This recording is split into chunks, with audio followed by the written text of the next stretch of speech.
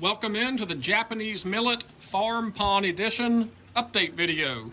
If you caught the first video, we were out here planting using a side-by-side razor and a bag seeder to plant this 1.5 acre farm pond. We drained it down almost dry, exposed all the mud flats, came through here and spread 60 pounds of Japanese millet across all the exposed soil.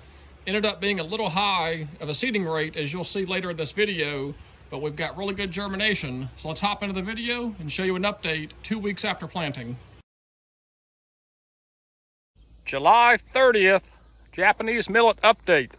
This is where we planted the farm pond 2 weeks ago with Japanese millet. You can see we got a lot of good germination. A lot of millet coming in. We're gonna walk around here a little bit, but we were noticing we have some areas that are lighter than others, where we're gonna go ahead and overseed. I brought another 15 pounds with me today. I'm gonna do a little bit more seeding here. Really pleased with the germination we got. We've got really nice coverage throughout this entire pond, in the middle, all up in the head section, and around the perimeter. We do have a few of these areas that didn't grow much millet, interestingly enough. I'm not sure why, but even though it's really dry, we'll go ahead and spread some more millet on these areas that just did not fill out quite as much. Might be a moisture issue, because where we do have millet is actually in the deer tracks, which is going to trap more moisture. So this must be a high and dry, lack of moisture issue. But we've got some storms coming in this week, so we're going to go ahead and overseed these bare areas. Let's take a walk around, take a look at everything. Up here at the upper end, interestingly enough, there's no millet growing in the tracks. So we'll reseed those areas. Yeah, we're turning the millet under. So that tells you that soil and mud covered up the seed too much. So we'll go ahead and overseed all this.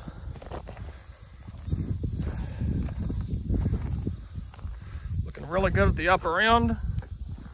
That right side is also a little sparse, so we'll do some more seeding over there. But overall, we do have a lot of Japanese millet in here.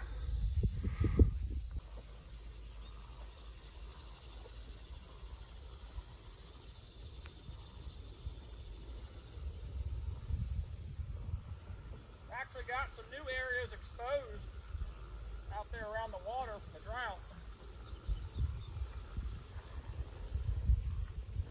I definitely think this is a moisture issue and not a seed soil contact issue. Where the millet is growing in the deer tracks, it's like plugs. And there's one reason it would be happier there, and it's moisture. So I do think it's a moisture problem. So where we've had continued drought, plus the duckweed watermeal treatment I did, we freed up another 5-6 foot ring around this hole. And this is mucky, goopy soil. So this will germinate pretty quick and catch up, I believe. So we'll go ahead and seed out the perimeter of this water hole.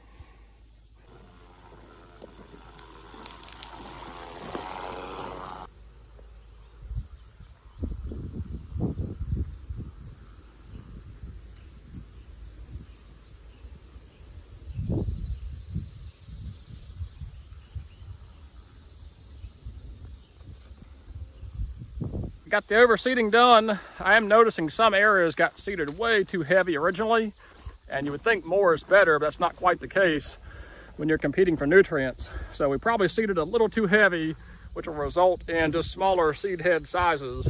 But I still think we'll have a pretty good crop in here, even with the crowding, because this is just thick, dense cover, and it's probably planted a little too tight. But that's okay. It is what it is. Some is better than nothing.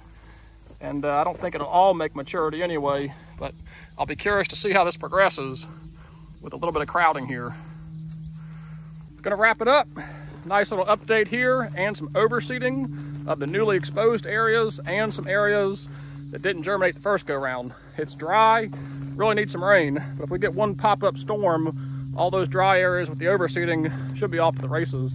So 2 week update, overseeding. Catch you on the next one. Unbeknown to me, Dad was up here clearing a duck blind location.